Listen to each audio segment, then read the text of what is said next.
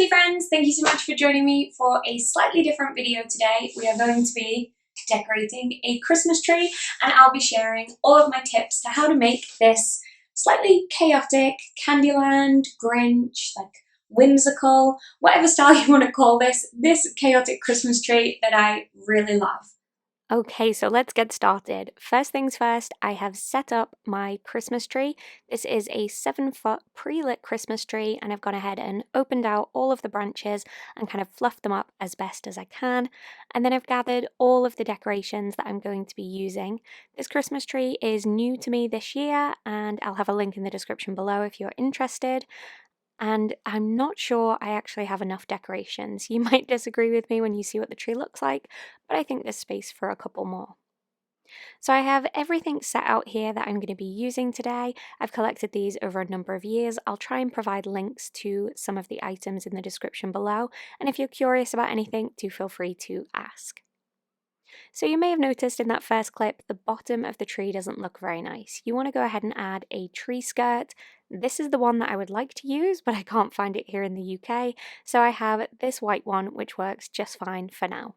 So you can see with the addition of that tree skirt, all of the base is completely covered and any of those wires are hidden away. So we're going to move into step 2, which is ribbons, garlands, and the large picks. So I have these candy cane garlands. I've also got these kind of fluffy, fuzzy ball garlands and these jingle bells. The jingle bell ones in particular are new this year. And they have that incredible jingle bell sound. And then I have my elf legs, which I'll actually use later on, and then these large picks. So the first thing I do when decorating my tree is grab some ribbon.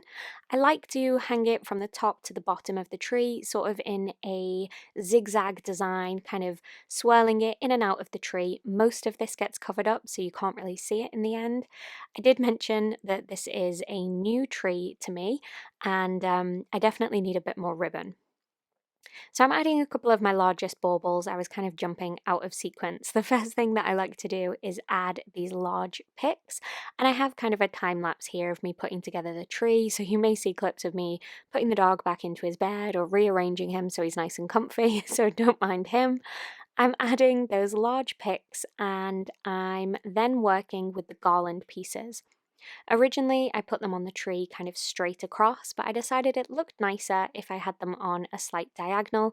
It gives a little bit more kind of movement, your eye kind of follows that along the tree, and I preferred the way that that looked. So while I'm rearranging this and kind of fussing with it, I just wanted to add a small disclaimer. This is my style of decorating and this is something that I really like and what works for me. You may have a completely different style. I definitely go for a more eclectic Christmas tree. I feel like it's easier to achieve the result I want if I go for a kind of more is more policy. So that's why I add so much to the tree. I find that it just comes together quite nicely towards the end once I've completely covered everything. So moving into step 3, we want to fill in any of the gaps in the tree. There's a couple different ways that you can do this. No matter how full your Christmas tree is, you're probably going to have some little gaps like this, particularly because the trees come in sections and you clip them together. You can buy a garland and kind of stuff that inside the tree to cover any of those gaps if they're really large. But what I like to use is these really large baubles and these Christmas present pieces just to push into the tree rather than hang on a branch, and those just fill in any of those holes. I actually found that I think I need just a couple more of these. Particularly, I really love that swirl design with the red and the white and the green, so I'm going to try and pick a couple more of those up from a shop local to me called Inspirations. And I am quite literally just stuffing these into the tree where those gaps are to fill them up, rather than hanging them on branches where they may sit too high or too low, or there might not be a branch where I need one, and just pressing them into the tree so they really fill those gaps. For step 4, we're going to start working with small and medium picks.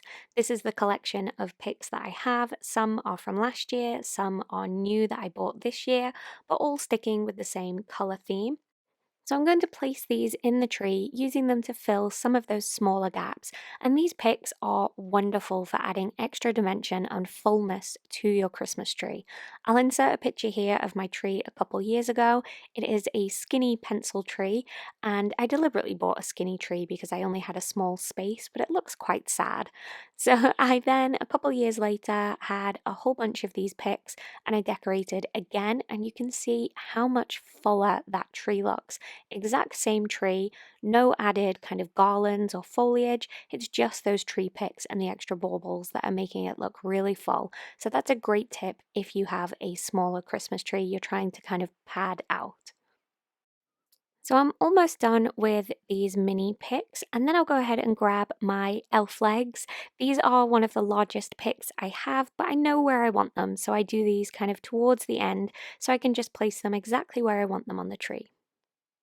So for step 5, this is special decorations. This is a habit that Darren and I picked up actually from his mom. She gave us this tip. Whenever we travel anywhere, if we take a special holiday or we go somewhere and it means something particular to us, or perhaps we have been gifted some of these, like that popcorn there, we have kind of special tree decorations. And whenever we put the Christmas tree up, we get to pull out all the special decorations, particularly ones from family and friends or from holidays that we've taken, and we can kind of reminisce and remember those times as we put up the Christmas tree, which is a really fun tradition. So I'm going to go ahead and add those to the tree. Some of them unfortunately don't fit with my color scheme, so they do tend to live a little more kind of round to the side or towards the back, but they do still go on the tree, so they're all up there. So once I've finished adding all of the special or kind of memory decorations, it's time to add the regular baubles. I keep all of mine in these bauble storage boxes I got from Home Bargains. Some of them are more specialty, like the sweets and the swirls and the mushrooms. Some are a little bit more plain, but they all stick within that same red, green, and white color scheme. So the way that I like to decorate with my baubles is I actually pick a spot on the Christmas tree and then zigzag the ornaments.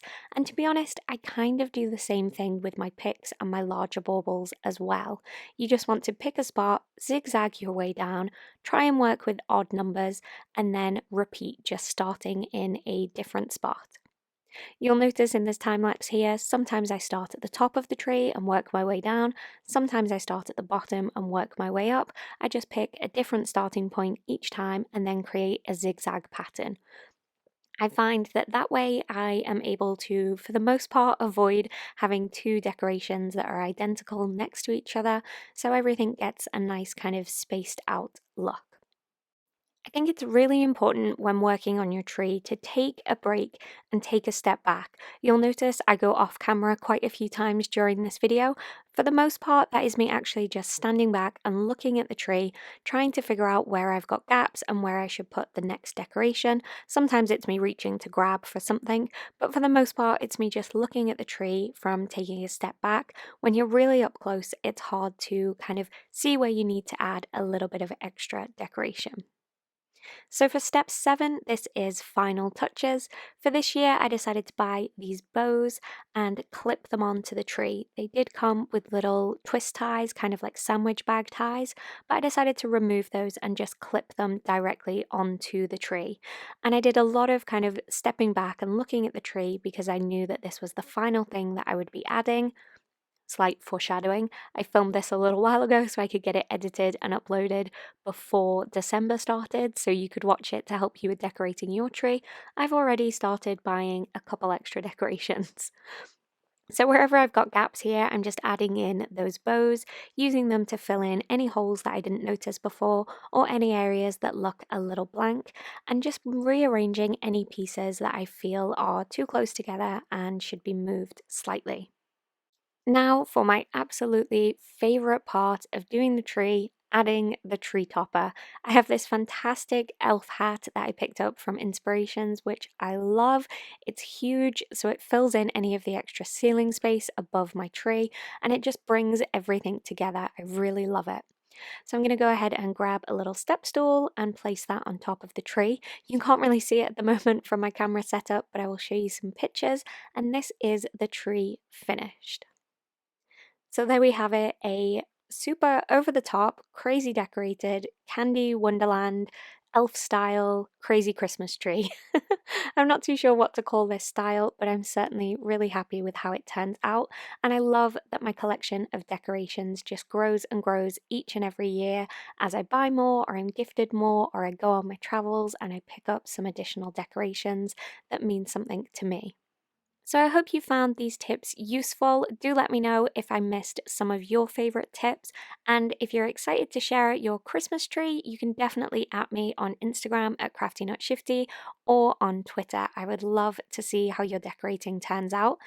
I hope you've enjoyed this video. If you have, then do let me know by hitting the subscribe button, hitting the like button, and if you want to be notified whenever I post a video, go ahead and ring the bell. So that is all from me today. I hope to see you back here again soon. Bye for now.